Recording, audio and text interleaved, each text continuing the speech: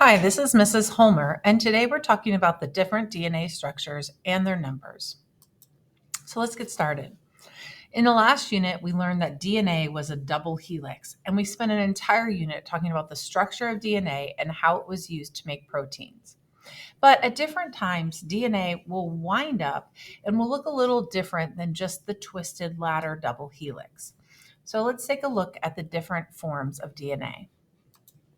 The first form of DNA is called chromatin. And chromatin is when DNA is being actively used in the nucleus. You can also call it chromatin. So I like to think about chromatin is in the nucleus and it's in use. So when we're using DNA to make proteins, we're using chromatin or chromatin. Now, the problem with chromatin is that it kind of looks like a bowl of spaghetti. And if you've ever tried to separate a bowl of spaghetti evenly, you'll know that it's kind of hard to do. And so, if the cell needs to divide, it needs some way to be able to divide that DNA evenly. And that's where chromosomes come in. Chromosomes are chromatin coiled up even more. So it coils up, coils up, coils up, and it actually condenses into a single chromosome. So chromatin winds up into chromosomes, chromosomes unwind into chromatin. That's how the two are related. Now, again, remember chromatin is the spaghetti form that's in use, it's actively being used. And a chromosome is only going to be there when the cell is ready for division, for when we're going to divide the cell. So that's either mitosis or meiosis. There's another big misconception when it comes to DNA in the form of a chromosome. So our DNA, if it were to coil up right now, would be in single chromosome forms if it's not dividing. And so this is one single chromosome. Unfortunately, a lot of times when we see chromosomes, they're actually in the shape of an X. So, why do we see chromosomes in the shape of an X? Well, that's because DNA replication has occurred. Now, if we're going to divide one cell into two, we need double the DNA. So, DNA replication occurs to create a brand new set of DNA. So, now we have two. And when a chromosome replicates, it actually stays attached to the identical copy. So these two sides are actually full sets of DNA that are attached to each other and they are identical to each other. So we call this a replicated or a duplicated chromosome. And this is what we're going to see when a cell is ready to divide. So as soon as replication has occurred, we know that the cell is going to go into some type of cell division, either mitosis or meiosis. Now, what gets tricky here is that we will refer to both structures as a chromosome, but you'll need to remember that a single chromosome is what we want in the end, and a replicated chromosome is what we will see during division. These X's will have to be pulled apart so that we will have the right amount in each new cell. So here it is, chromatin is in use in the nucleus. A chromosome helps us divide. A replicated chromosome gives us enough DNA for both of the new cells. And it's all still DNA. Now from here, we're going to look a little bit more at that replicated chromosome.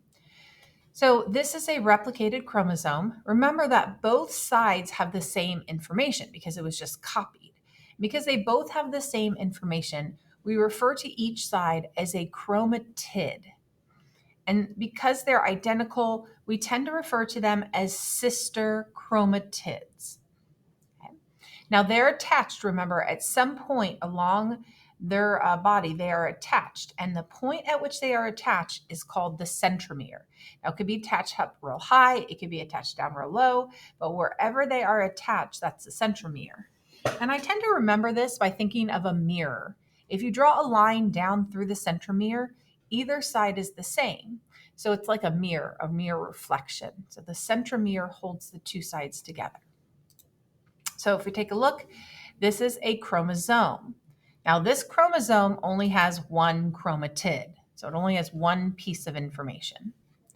This is still a chromosome, but it's in replicated form, and it has two chromatids, two full pieces of information. The two are referred to as sister chromatids, and they are held at the centromere. So take a minute to answer some questions. See if you can identify the different parts of these structures.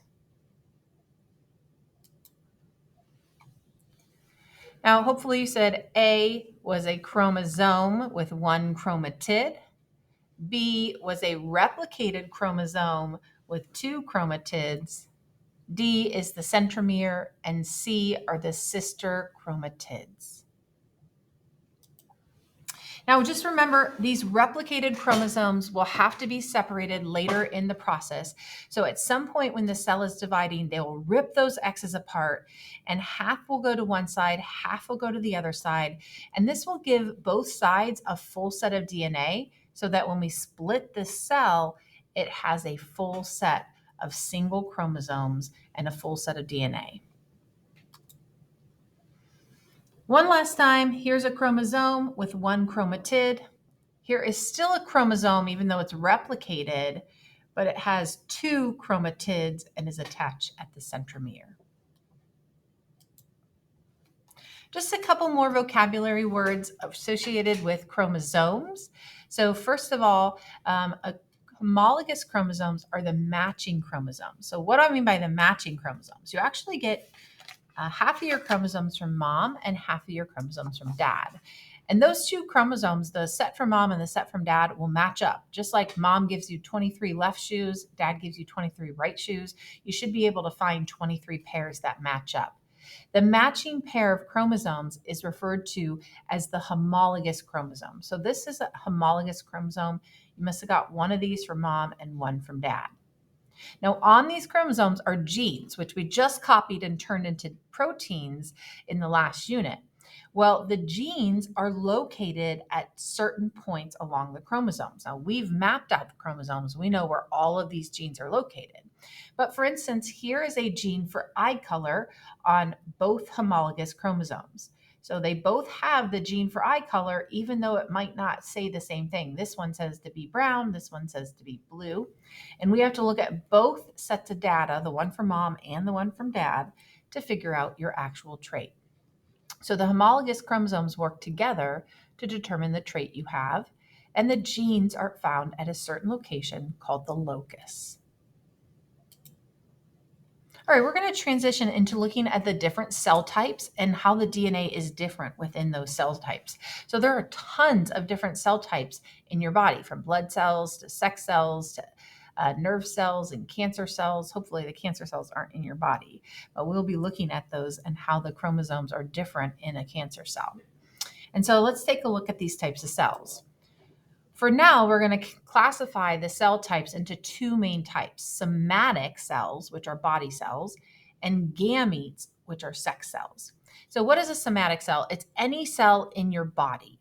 Now, these cells have the full set of DNA, meaning the set from mom and the set from dad. So for humans, that means 23 from mom, 23 from dad, for a total of 46 chromosomes.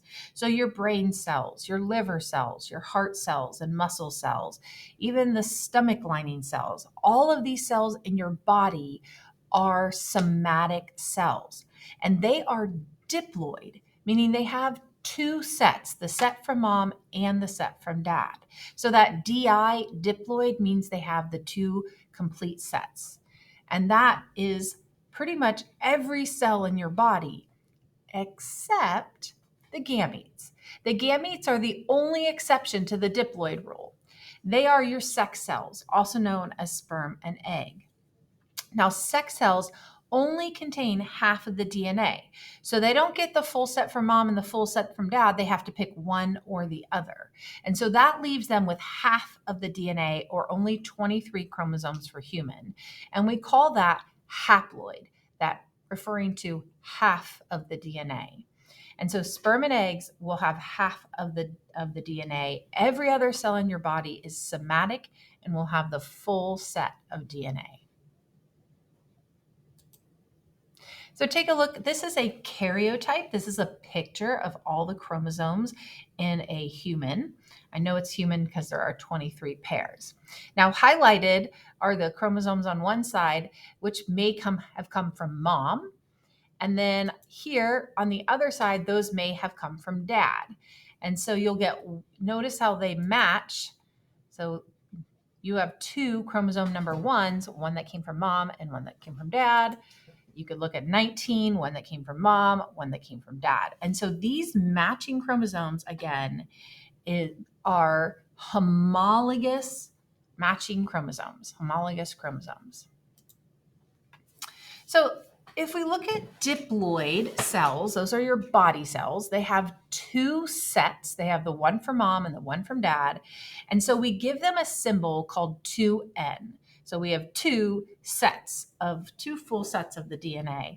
And if you look at the karyotype here, this picture of our chromosomes, you'll notice it has two for each of the chromosomes. So we have 23 pairs. So that's a 46, which is our diploid number. So 2N would equal 46. The haploid or the sex cells only have one of each chromosome. So notice that there's only one for each one of these segments. So 2 over here, but only 1 over here. And so this is half the number or haploid, and we give that N. So diploid is 2N, haploid is just N. So looking here on the left, I have a cell that is diploid. It has 3 pairs. So it's diploid because it has one from mom and the one from dad, one from mom, one from dad, one from mom, one from dad. So it has the pairs, but only has 3 pairs and a total of 6 chromosomes. So the 2N number here would be 6.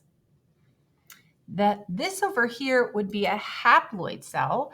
The haploid only has one of each pair, and so the haploid number is 3. N equals 3. Now, every organism has its own number of chromosomes. The diploid number in its body cells, the haploid number in its sex cells, from plants to animals, insects, bacteria, it doesn't matter. We have diploid and haploid numbers if they reproduce sexually.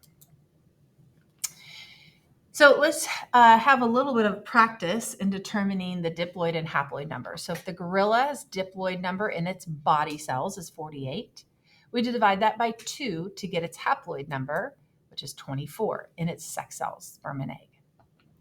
The chicken, the body cell number we don't know, but we do know the haploid number, which is 39.